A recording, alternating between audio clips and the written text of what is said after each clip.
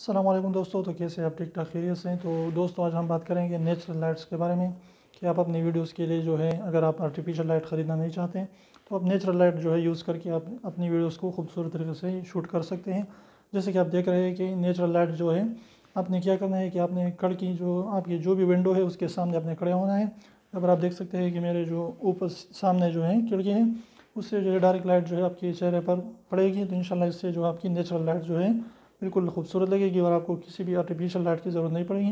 आप देख सकते हैं कि मैं अगर ऐसे करूँ तो आप देख सकते हैं कि लाइट इस तरफ है तो इस तरीके से जो है सही तरीके से नहीं आ रही। अगर मैं इस तरीके से यहाँ पर आ जाऊँ तो फिर इस साइड पर जो है लाइट हो जाती है। अगर मैं सामने सीधा आप देख सकते हैं कि विंडो के सामने आ जाऊँ तो फिर लाइट आप देख सकते हैं कि सीधा जो है सामने आ रही है। तो इस तरीके से आप नेचुरल लाइट का यूज़ करके आप अपनी वीडियोज़ को बना सकते हैं किसी भी आर्टिफिशियल लाइट के बगैर।